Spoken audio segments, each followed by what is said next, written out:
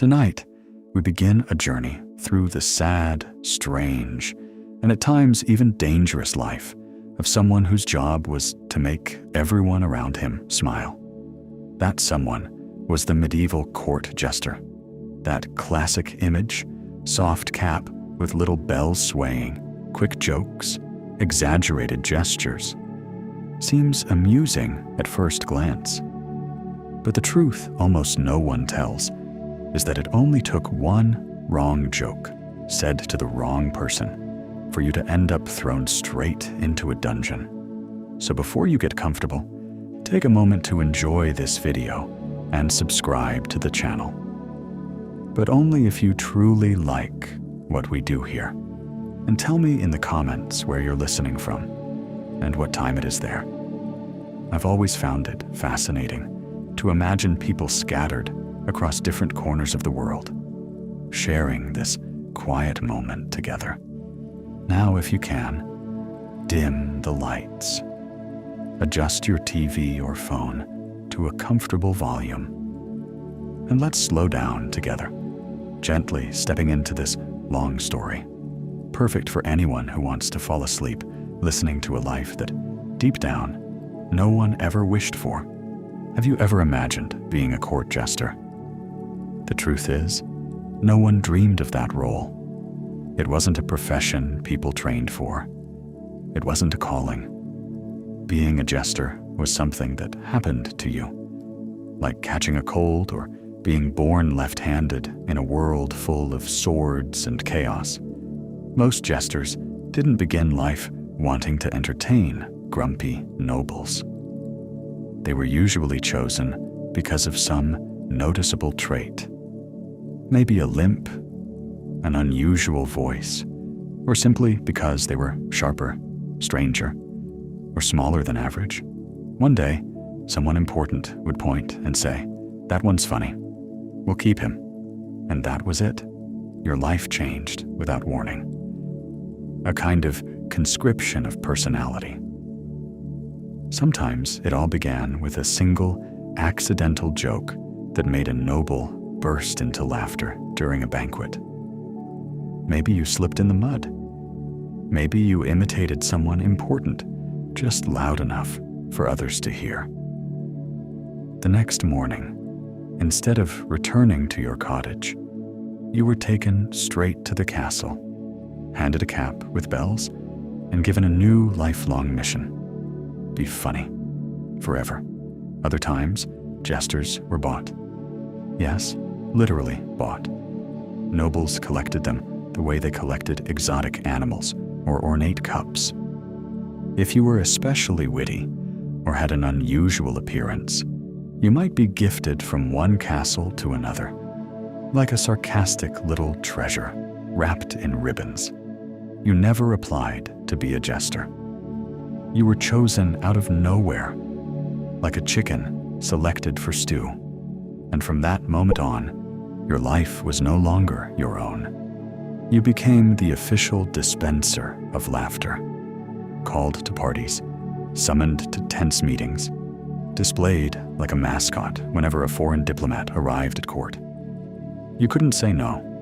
You couldn't leave, unless you wanted to return to being a peasant, or worse, end up imprisoned. In those days, a man without work, land, or purpose was only one step away from punishment. In theory, you were an entertainer. In practice, you were a pressure-driven laughter machine, rewarded very little in return, employed by powerful people who could have you whipped if they didn't like the performance. And believe it or not, that was only the beginning. In a medieval court, there was no spotlight like in a modern theater. The court itself was a continuous stage, and the jester was always performing, even when he didn't realize it. Being a jester wasn't a 9-to-5 job. There was no clocking out, no real breaks.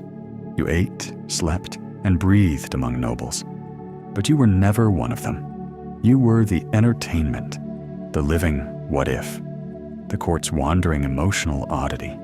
You couldn't become invisible. Everyone saw you, and everyone expected something the moment you entered a room. A joke, a spin, a cleverly disguised provocation. You were basically the most exhausted performer in the world. Always one missed smile away from being called boring.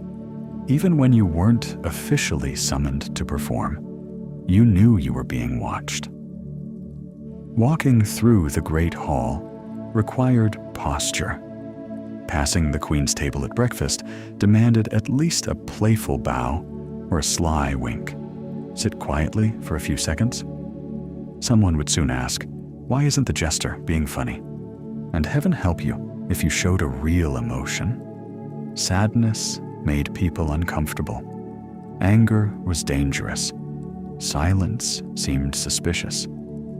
If you weren't smiling or half dancing, they'd assume you were plotting something. You lived in the palace, but not like a prince.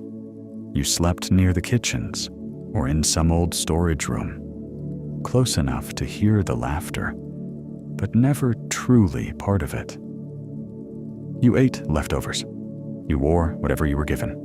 You were a fixed object of amusement, not a person. And if some noble felt bored, irritated, or disappointed, guess who they called to fix it? That's right, you. Bad hunt? Wine ran out? The king's favorite dog got sick? They'd be knocking at your door in the middle of the night. Do something funny. Being yourself wasn't allowed. Only entertaining was. Over time, the line between who you really were and the character you played became so thin that even you began to forget your true face. In the medieval court, you didn't just wear the costume. You were the costume. And the show never ended. At first, being the fool might have looked like fun, but it quickly became clear that the expectation was constant. Always be amusing. No pause, no silence, no bad moods. There were no days off, no room for emotional variation. Your identity was a loop of laughter, no matter what was happening to you or to the world around you. Your job was to be hilarious on demand. Even if the Duke was in mourning, even if the kingdom was at war, even if you woke up with a throbbing toothache and no desire to get out of bed, none of it mattered. They still expected you to juggle, to tell fresh jokes, to fall gracefully to the floor in some elegant tumble. No pressure, right? And don't even think about repeating material. The nobles always wanted something new. That funny poem you worked on all week? Wonderful. Now write 12 more before lunch. While you're at it, deliver 3 different compliments. Compose a satire about the bishop's sermon, and trip over a goose on purpose. If you failed, it wasn't just a bad review. You could be mocked, beaten, have scraps of food thrown at you, or worse, be replaced. The medieval court didn't have an HR department. If you failed to amuse someone important, you might end up scrubbing latrines, or worse. Remember, you were the only person in the room forbidden from being serious. Everyone else could cry, shout, pray, scheme, or fall apart. You had to laugh, even if everything inside you was collapsing. Your survival depended on how well you could entertain people who, by law, had the power to execute you over a bad joke. This wasn't stand-up comedy. It was a kind of medieval emotional hostage situation. In the world of the court, the line between funny and offensive was as thin as a strand of hair, and you had to balance on it with your eyes closed, always ready to fall. Making jokes wasn't a safe sport. Your job was to provoke, to poke, to play with everyone, kings, queens, priests, guests, but always carefully, never too far, never at the wrong moment. And most importantly, never too directly. One misplaced comment about the king's waistline, or a sly remark about a noble's fourth marriage, could turn the funny fool into the condemned fool. And the most treacherous part? That line, the boundary between humor and insult, shifted constantly. In one moment, the queen might laugh at a joke about her cousin addicted to gambling. In the next, that same cousin might be standing in the room, and suddenly, the joke becomes betrayal. A second later, the queen laughs again. But now the king is glaring. And before you can adjust, guards are escorting you out because your little stunt disturbed the order of the hall. There was no safe topic. Politics, dangerous. Religion, extremely dangerous. Physical appearance, maybe, if handled gently, and even then, best avoided. Some fools became masters of metaphor, hiding criticism behind riddles, wordplay, and animal parables. Perhaps the rooster with the sharp tongue, but no eggs, should crow a little less at dawn. And then you'd pray the king laughed instead of ordering your execution. It was always a game. If a noble was in a bad mood, one glare could end everything. If a bishop felt offended, it became blasphemy. And if the court turned against you, those who once laughed the loudest would be the first to pretend they'd never found you funny at all. Don't expect anyone to defend you. The fool had no protection, no religious office, no noble status, just a license to speak. And that license could be revoked in a blink of an eye. Some fools were whipped, exiled, executed. Others simply vanished when they grew too old or inconvenient. No funeral, no tribute. Humor was your weapon, but it was also your forge. After all, on the court stage, losing the timing of a joke could mean losing your head. Before you even spoke, people were already laughing, not at your words, but at what you were wearing. The jester's uniform was a spectacle, all on its own. A brightly colored cap with pointed ends and jingling bells, so ridiculous it was impossible to ignore. The clothes, a patchwork of loud, clashing colors designed not for dignity, but for public humiliation. While nobles paraded in velvet, silk, and gold embroidery, the fool walked around in hurriedly stitched rags, rough wool scratching against his skin, everything uncomfortable. Even the belt was absurd. Long, dangling, useless, with no place to carry anything. The shoes had curled toes and more bells, perfect for slipping dramatically in your own staged stumble.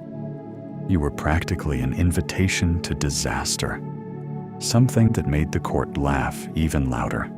It was like being a human mascot, a colorful aberration designed to remind you that you were always beneath them, and there was no escape from it. At every party, banquet, meeting, or ceremony, there you were, shining like a walking signboard, never allowed a different outfit. The clothing was a prison made of fabric. No matter how intelligent or talented you were, no one looked past the colors and the bells. Don't forget your place, they seemed to say, tugging at your sleeve just to hear you jingle like some forgotten ornament hanging from a dusty tree. Your uniform was iconic, but it was also a sentence. Even when your words were sharp, your appearance reminded everyone that you were just a joke, not a real threat, just entertaining background noise in the hall. Living under the same roof as dukes, barons, and kings didn't make you one of them. At best, you were part of the furniture, a dancing rug, a noisy painting. If you were lucky, your room was a small closet near the kitchen, far enough to remind you that you didn't matter.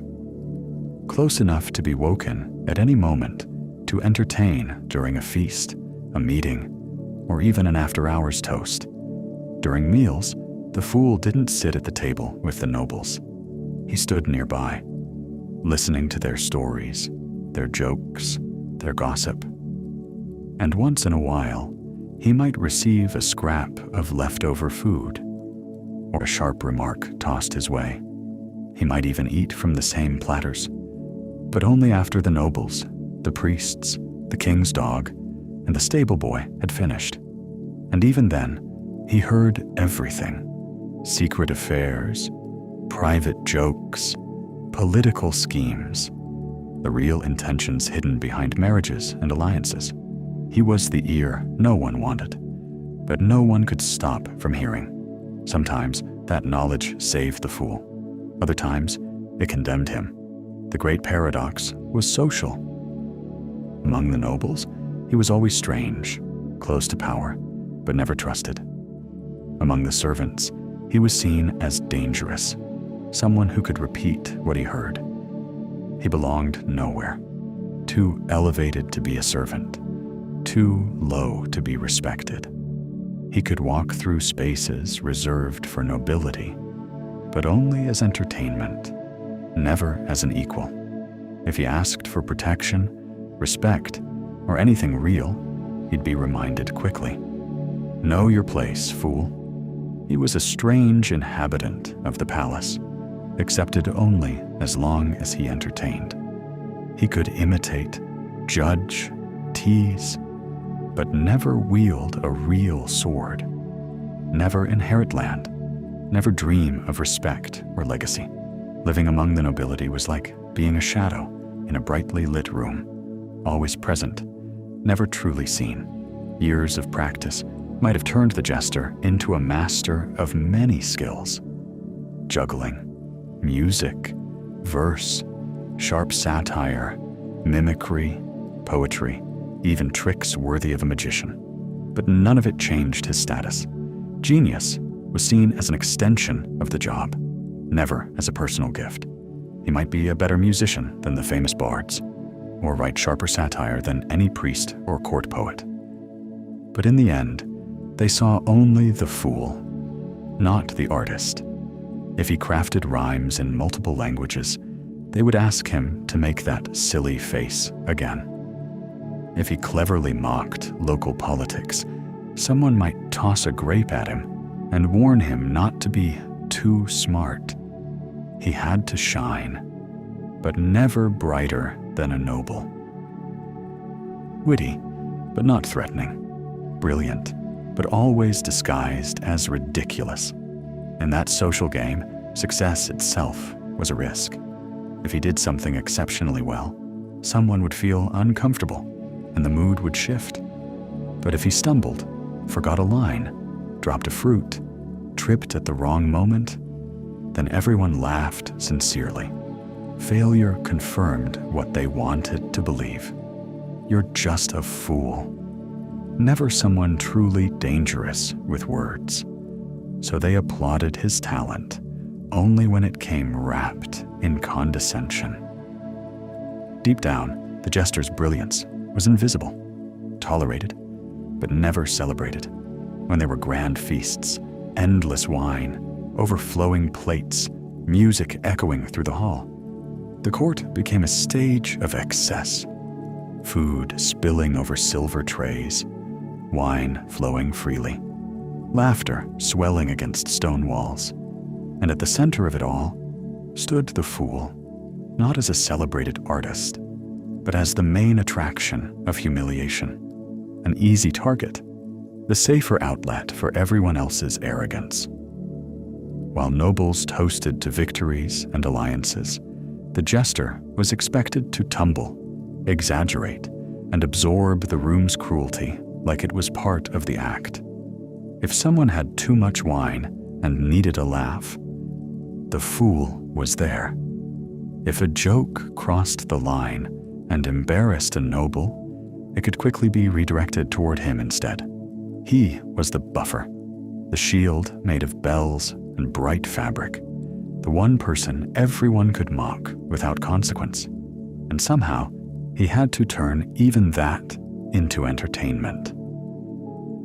Because in the medieval court, humiliation wasn't a side effect of the job. It was the centerpiece. He was there.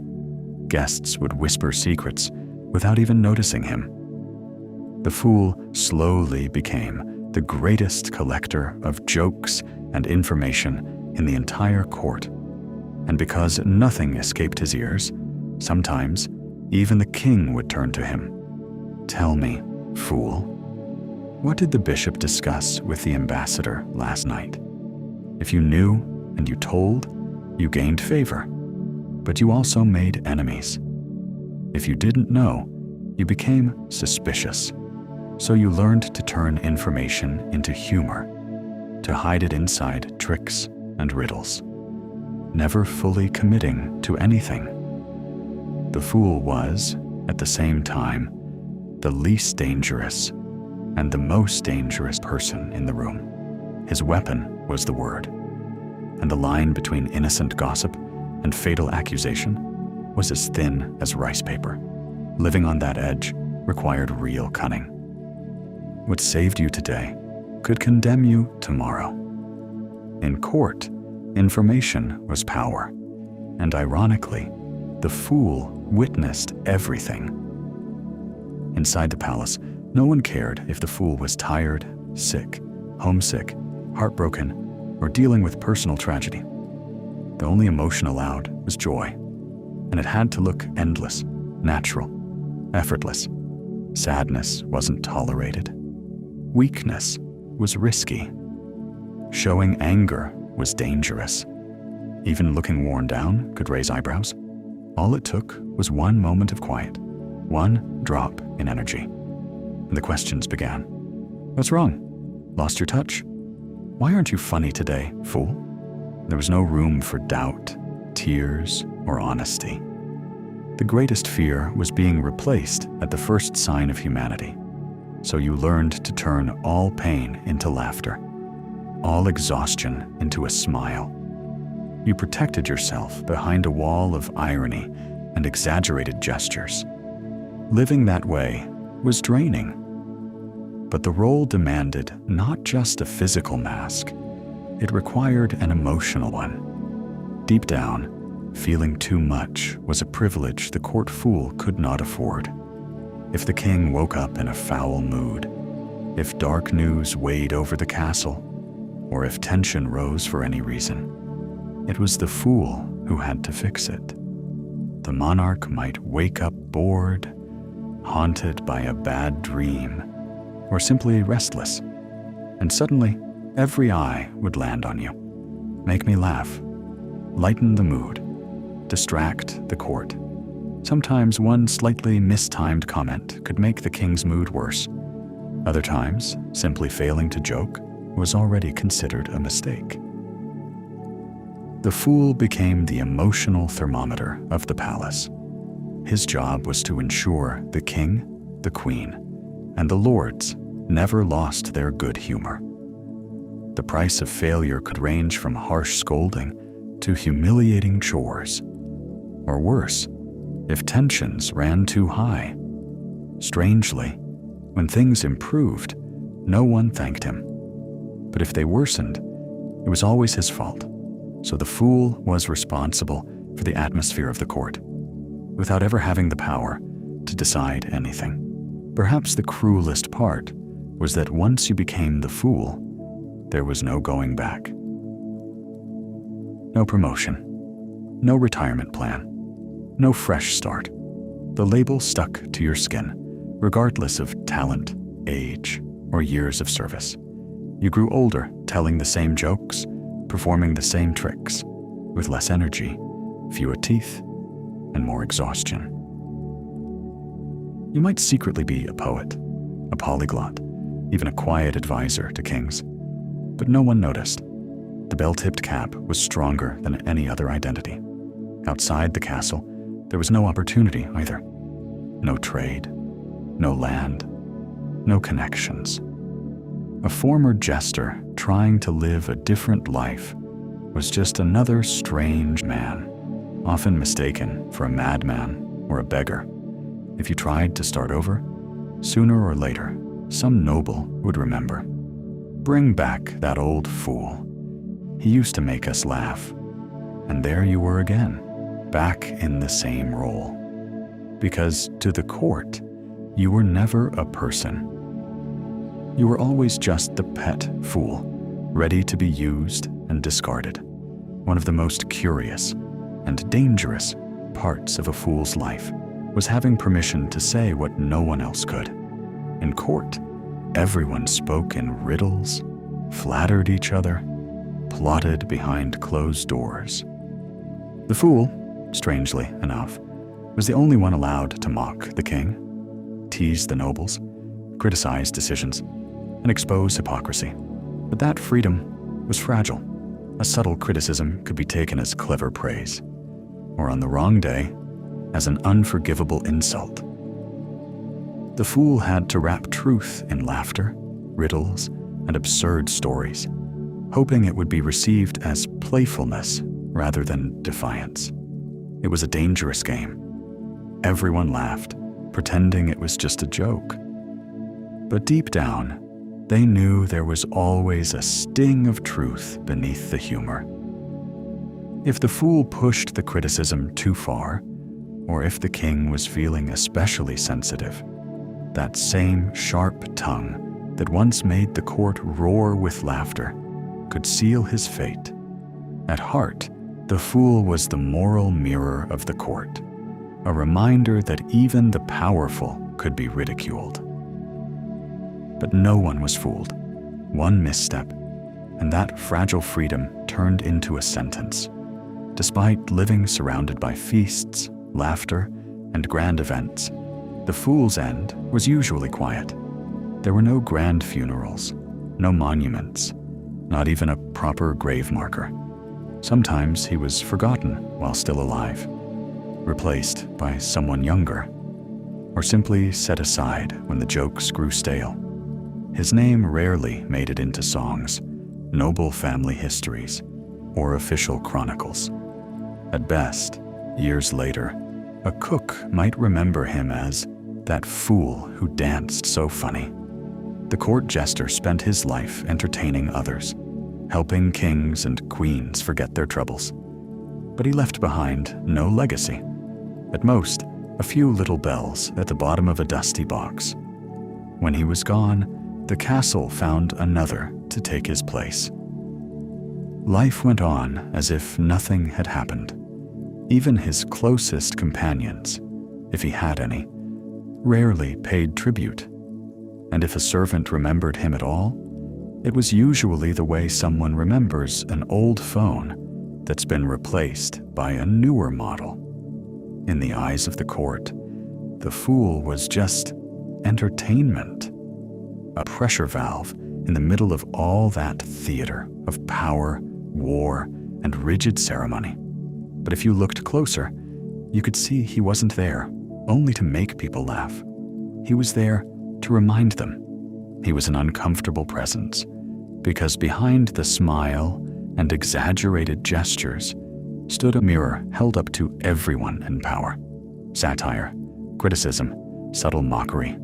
Those were sharp weapons, and that's exactly why they were feared. The fool was a reminder that even kings and queens were human, fragile, ridiculous, full of doubt. Deep down, he didn't just expose others. He paid the price for the entire court. He sacrificed his dignity, his freedom, even his identity to guarantee a few moments of lightness in the hearts of the powerful. In the end, the fool wasn't a joke. He was a warning. Often, the one who makes everyone laugh understands the truth better than anyone else. Long before red curtains, applause, or bright stages, theater was born in rituals and festivals, in the meeting point between mystery and celebration. It wasn't a playwright who invented theater. It was a celebration, and a god, Dionysus, the Greek god of wine, celebration, and ecstasy. In the 6th century BC, in Athens, crowds gathered to celebrate him, sacrificing animals, drinking wine, surrendering to the energy of the festival. And in the middle of all that noise and joy, something new began to happen. People started acting, transforming, taking on different voices and bodies, dancing in circles and singing collective hymns that felt like a mix of prayer and performance. At the center of it all was the Dithiram, a wild choral song performed by dozens of men standing in a circle, wearing masks, their eyes bright with excitement and often wine. Legend says that in this setting, the first actor emerged. A man named Thespis stepped away from the chorus and dared to speak alone, embodying a single character.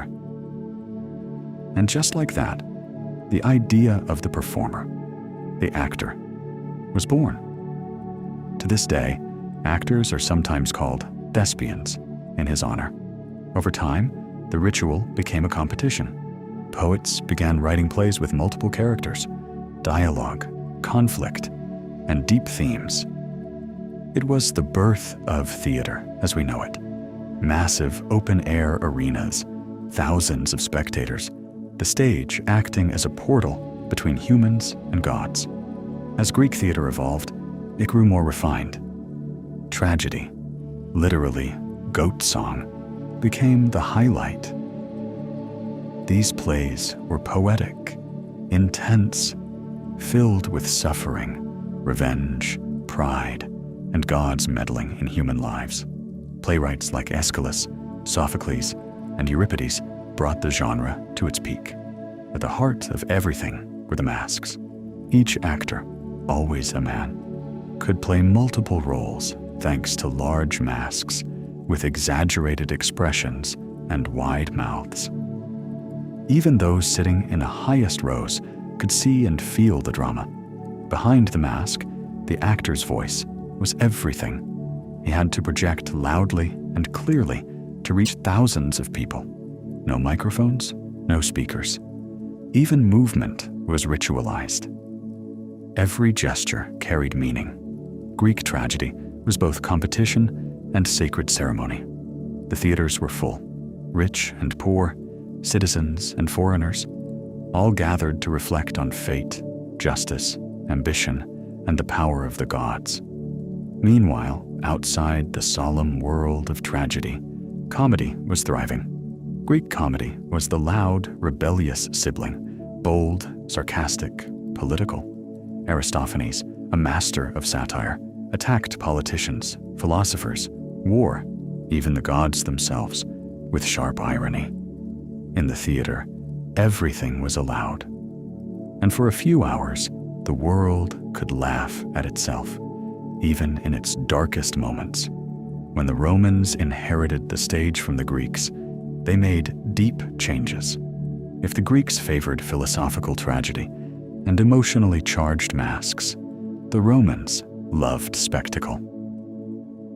Massive theaters, huge audiences, loud, action-filled performances, chase scenes, even early special effects. At first, Roman playwrights adapted Greek works, translating them, changing names, making them more direct and accessible. The audience was enormous and often restless. To capture their attention, actors had to exaggerate everything. Bigger gestures, louder voices, broader humor. Roman comedy became famous for its caricatured characters, disguises, mistaken identities, and happy endings. Playwrights like Plautus and Terence created character types that would shape Western comedy for centuries. The clever slave, the foolish master, the jealous old man, the boastful soldier. Roman tragedy, on the other hand, was darker, heavy, violent, sometimes unsettling. It leaned into intense emotions and dramatic extremes, reflecting a society that craved impact and intensity on stage. And through it all, from ritual dances to roaring arenas, the stage remained what it had always been: a mirror, sometimes sacred, sometimes cruel, but always revealing. The playwright Seneca, for example, wrote plays where murders and cruel acts of revenge were shown without mercy. But what the Romans truly adored were the grand spectacles. Theater had to compete with chariot races, gladiator battles, and even public executions. Because of that, plays needed to be fast, visual, and packed with tricks and music. The emperors quickly realized that theater was a tool of power.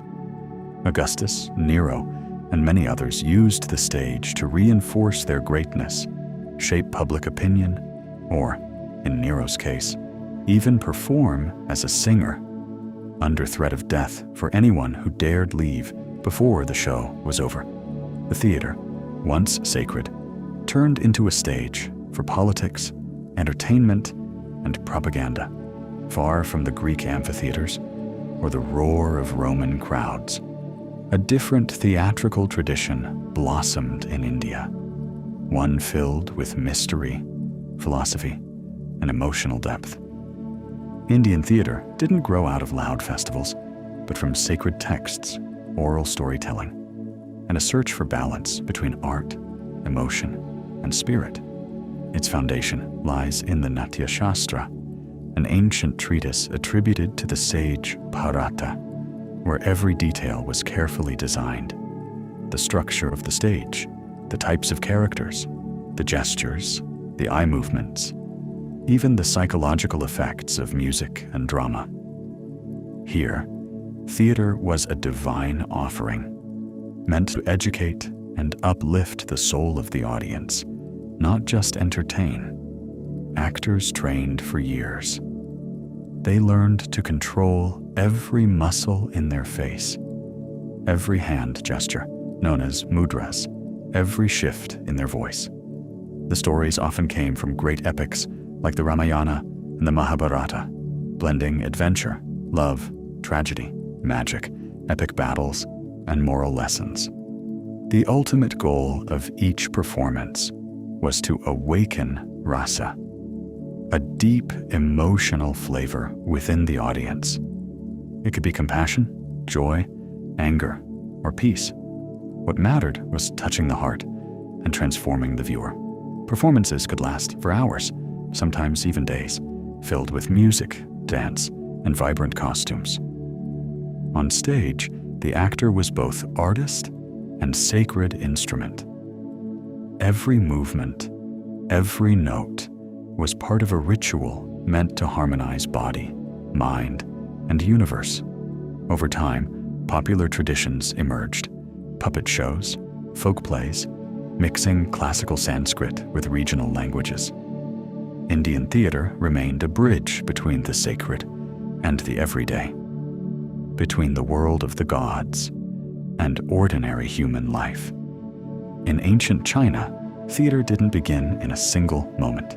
It unfolded gradually, like a folding fan opening layer by layer. Music, dance, rituals, stories told by lantern light, ceremonies meant to drive away evil spirits.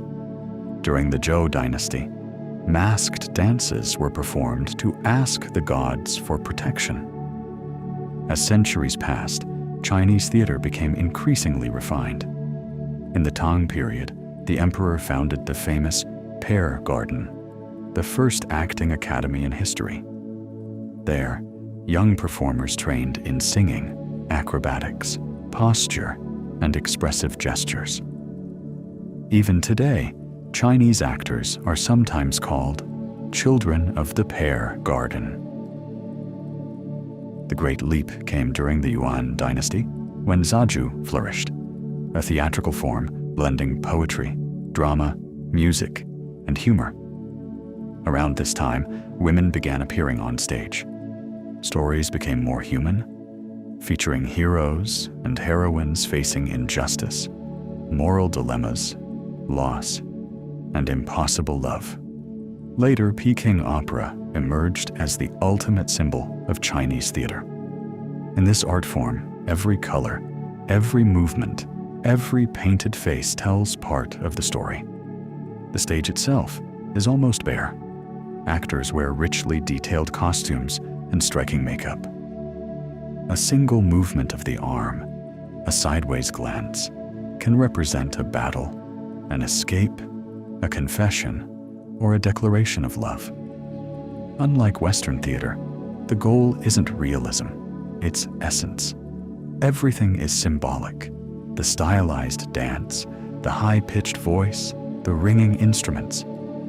It's like a living painting, where the audience completes the scene with their imagination.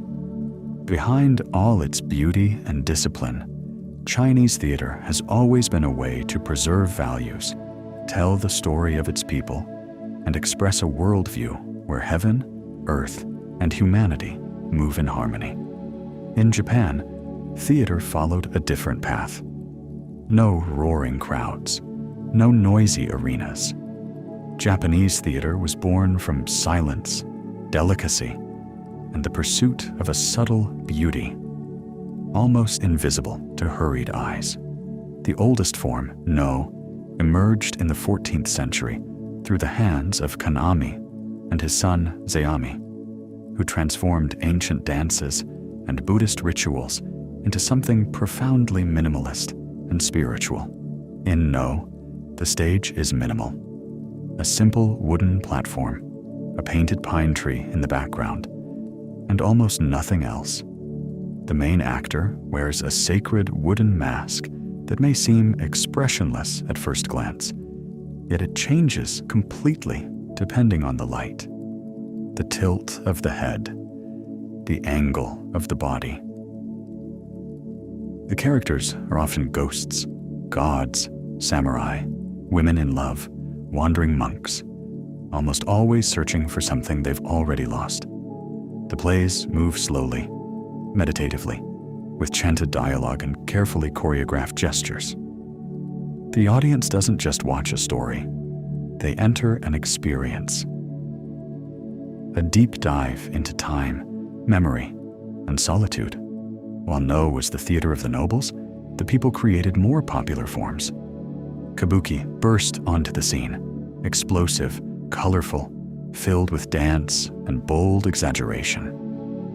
It was first introduced by the unconventional shrine maiden, Okuni, and later carried forward by charismatic performers. Then there was Bunraku, the grand puppet theater.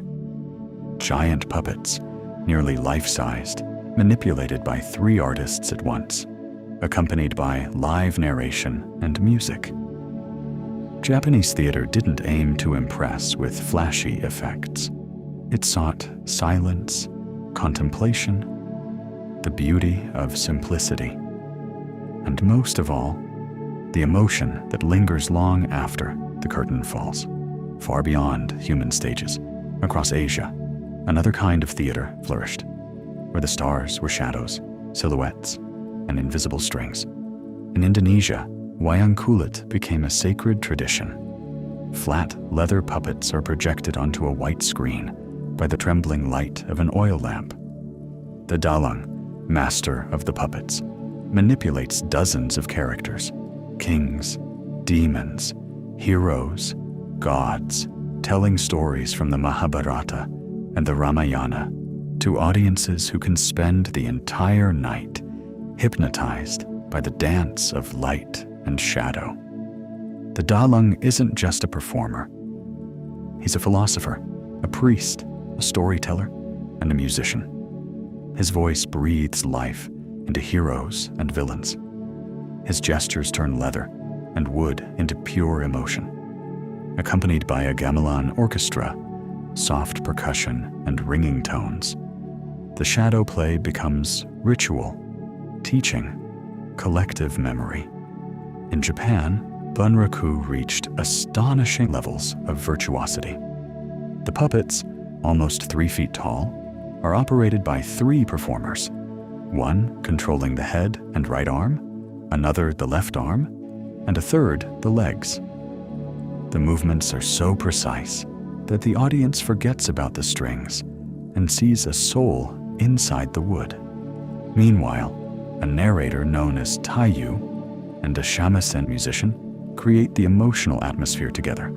Sadness, suspense, passion, despair. These puppet theaters could explore forbidden themes, secret romances, criticism of authority, ghost stories. It was safer for a puppet to challenge power than a living actor. The puppet stage became a stage of imagination, where the impossible happens, where gods and humans share the same space, protected by the veil of art. Stages changed, gods changed, but theater never died. The inventions of the Greeks, the dramatic arc, the tragic hero, the breaking of the fourth wall, still shape modern films, novels, and series today. Roman theater gave us the concept of mass spectacle and amphitheater architecture, directly influencing stadiums, arenas, circuses, and even the layout of modern cinemas. In India, the search for true emotion, rasa, spread into classical dance, into Bollywood cinema, into experimental theater. The discipline of Chinese performance schools lives on in kung fu films, modern operas, and multimedia productions that blend tradition with technology.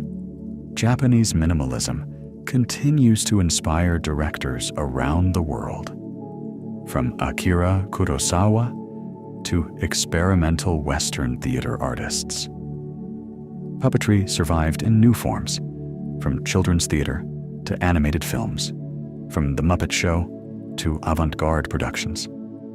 The idea of giving voice to the inanimate, of playing with symbols, of shaping stories through light and shadow, never faded. On the contrary, it conquered the world. From the beginning, theater has always been more than entertainment. It's been a mirror, a confession, a provocation, a rite of passage, a tool for education, protest, comfort, a place where truth can hide behind a mask or be shouted boldly in front of everyone. Why, after all this time, are we still fascinated by stories told out loud? Whether by a fool, a masked actor, a puppet, a narrator, or a glowing screen. Maybe because theater has always been our way of understanding life. Every time someone steps into a role, on stage or in real life, they move closer to the human mystery. Fear, desire, embarrassment, courage, longing, the search for meaning. The stage is a kind of laboratory for emotions. There, we experience what we're afraid to live. We laugh at what scares us. We cry for what we don't know how to say. Masks, costumes, lights, and sound are just tools so that, for a moment, we can become someone else, or become ourselves more fully. The art of storytelling renews itself with every generation, but its essence remains the same: to make us think, to challenge us, to comfort us, to entertain us, to bring us together, and in some quiet way, to remind us that behind the masks, the costumes, and the words, we are all human, equal in our fears and in our hope. In the end, theater, like those soft bedtime stories, helps us rest, knowing that the world, with all its absurdity, has already been performed once before. And tomorrow, when we wake up, we can begin again. Maybe a little wiser, or at least with a good story to tell. Long before masks, puppets, and curtains, another ancient tradition brought people together: the art of fighting. But contrary to what many imagine, martial arts were not born only for combat. They were created to teach discipline, balance, and even spirituality. From the earliest tribes, men and women learned to defend themselves, to hunt, to protect their communities. In ancient India, Kalaripayattu emerged, perhaps the oldest martial art in the world, combining strikes, breath control, flexibility, meditation, and even elements of medicine.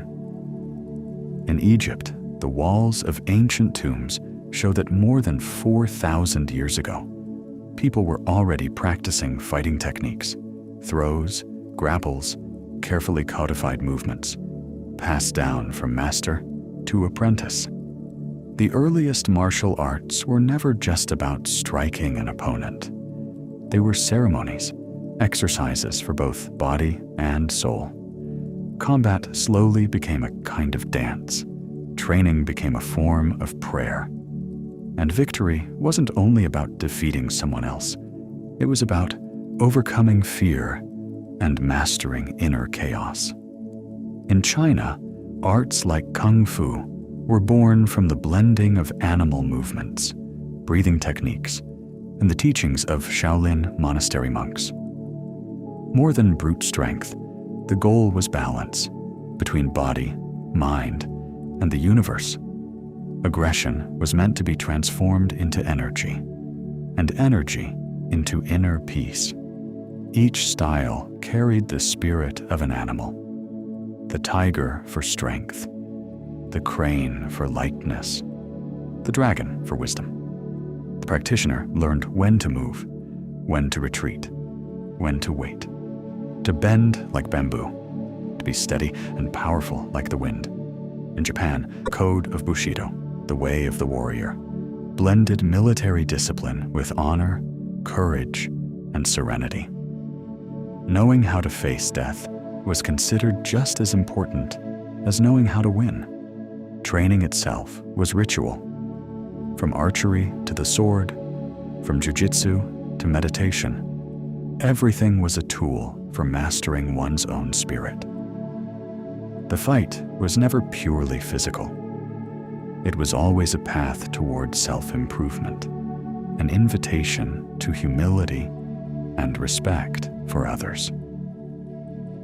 In ancient Greece, pankration combined wrestling, boxing, strength, and strategy. It was valued as highly as poetry or philosophy. Egyptian warriors trained to preserve the cosmic balance of the world. For them, victory in battle symbolized order triumphing over chaos. Across Africa, styles like Dambe and Senegalese wrestling blended music, spirituality, and celebration of collective strength. Among indigenous peoples of the Americas, training often served as a rite of passage, a lesson in respect for the land and for one's community. Despite all their differences, these cultures shared something essential. The art of fighting was, above all, an art of living. To be a warrior was not to dominate others, but to master oneself. Today, whenever someone bows to a teacher, practices a strike, moves through a round of capoeira, or pauses to focus before a challenge, they carry a piece of that ancient knowledge. Martial arts teach that true power lies in discipline, in control, in respect, and deep down, in the ability to transform conflict into wisdom. Epilogue. The world is both a stage and an arena. When we close our eyes at night, listening to stories of fools, kings, warriors, or poets, we're taking part in a cycle that stretches across centuries. Theater and martial arts, each in their own way, were humanity's first schools. Stages where we learned. Mirrors where we recognized ourselves. Arenas where we faced our fears. In the end, every story told, every dance performed, every fight fought, every joke shared is rehearsal for life. And so we continue, listening, performing, struggling, laughing, crying. And when night comes, we let the words cradle our sleep, preparing the soul for another day, always hoping to wake a little stronger, a little wiser, and maybe, just maybe, a little lighter. Good night.